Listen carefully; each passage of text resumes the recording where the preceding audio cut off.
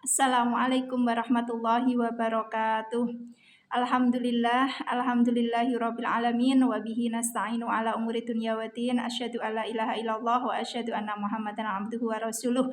Allahumma shalli ala Muhammad wa ala ali Muhammad, amma ba'du. Qala Allah ta'ala fil Qur'anil Karim, a'udzu billahi minasyaitonir rajim. Bismillahirrahmanirrahim. Ya ayyuhalladzina amanu taqullaha haqqa tuqatih wa la tamutunna illa wa antum muslimun. Shadaqallahul azim. Sahabat muslimah yang senantiasa dirahmati oleh Allah, semoga pada hari ini Allah berikan keberkahan, rahmat, hidayah kepada kita semuanya, diberikan kesehatan kepada kita semuanya, dan kita bersyukur kepada Allah pada pagi hari ini. Teman-teman semuanya yang dirahmati oleh Allah, apa sebenarnya makna dan kandungan dalam sholat duha? Kita sebagai orang Islam tidak meninggalkan sholat duha. Sholat duha merupakan sholat sunnah. Sunnah itu jika dilaksanakan kita mendapatkan pahala, jika kita meninggalkannya tidak berdosa. Jadi alangkah baiknya kita bisa melaksanakan sholat sunnah. Sholat sunnah duha dilaksanakan pada pagi hari. Ketika matahari setinggi tombak, maka kita bisa melaksanakan minimal 2 rakaat. Boleh dilaksanakan 4 rakaat, 6 rakaat silahkan, 8 rakaat monggo, 10 rakaat bisa, 12 rakaat lebih afdol. Maka ketika kita menjalankan sholat duha minimal 2 rakaat pun itu sudah melaksanakan sholat yang mendapatkan pahala dari Allah Subhanahu wa Ta'ala. Lalu apa keutamaan daripada sholat duha itu? Ada beberapa keutamaan, yaitu orang melaksanakan sholat duha. Salah satunya yang pertama, mengikuti sunnah Rasulullah Shallallahu Alaihi Wasallam, wasiat Nabi kepada Abu Hurairah.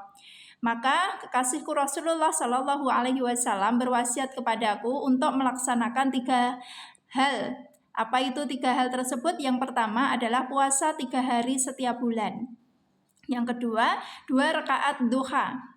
Yang ketiga, sholat witir sebelum tidur. Hadis riwayat Bukhari. Maka kita sebagai orang Islam jika bisa melaksanakan sholat duha walaupun minimal 2 rakaat, itu merupakan salah satunya adalah kita menjadi hamba Allah yang bisa mendekatkan diri kepada Allah dengan melaksanakan sholat duha. Lalu yang kedua apa teman-teman semuanya? Sholat duha itu keutamaannya, yakni sholat duha menjadikan pribadi yang bersih dari dosa sehingga memungkinkan doa mudah dikabulkan oleh Allah.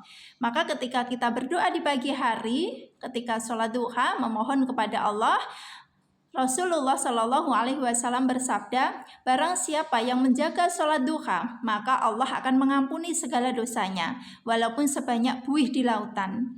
Maka ketika kita memohon ampun kepada Allah di pagi hari, kita mendekatkan diri kepada Allah minimal 2 rakaat kita laksanakan. Ini merupakan salah satu hamba Allah yang bisa menjalankan apa yang menjadi sunnah di dalam sholat duha. Jumlah rakaat sholat duha berapa? Minimal 2 rakaat, sebaiknya bisa dilakukan 4 rakaat dan seterusnya. Maka sholat duha boleh dilakukan 2 rakaat, 4 rakaat dan seterusnya. Lalu keutamaan yang nomor 4 apa? Orang melaksanakan sholat duha. Nomor 4 adalah tidak termasuk golongan yang lalai.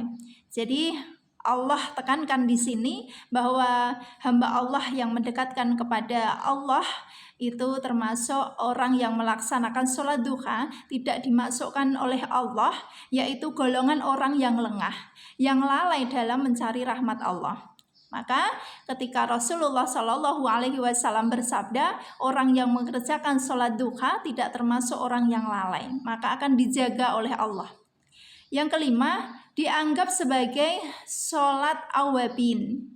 Apa teman-teman? Keutamaan sholat duha berikutnya adalah orang yang mengerjakan sholat duha itu maka ia tergolong hamba-hamba yang taat. Maka kalau kita bisa melaksanakan di pagi hari, maka laksanakan. Kenapa harus ditinggalkan? Maka kalau bisa ada waktu luang, maka bisa dikerjakan. Yang keenam, keutamaannya adalah dibuatkan rumah di surga oleh Allah.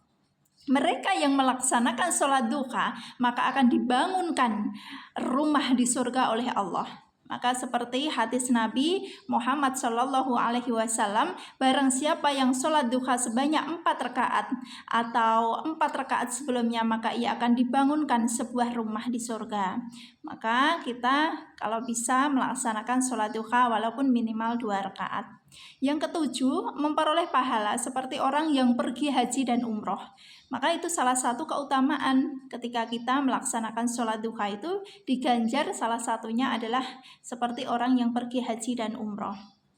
Teman-teman, itu tadi beberapa hal yang merupakan keutamaan dalam sholat duha. Jika kita punya waktu luang, hendaknya minimal 2 rakaat teman-teman untuk bisa melaksanakan sholat duha. Faedah dan keutamaannya luar biasa, sehingga kita dekat kepada Allah dengan melaksanakan sholat duha. Allah akan beri ampunan kepada kita, akan dibangunkan tempat yang indah di surga, dan kita bisa melaksanakan dengan taat kepada Allah.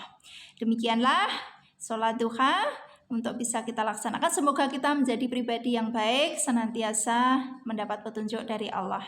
Nasrun minallah wa fathun qarib. Wassalamualaikum warahmatullahi wabarakatuh.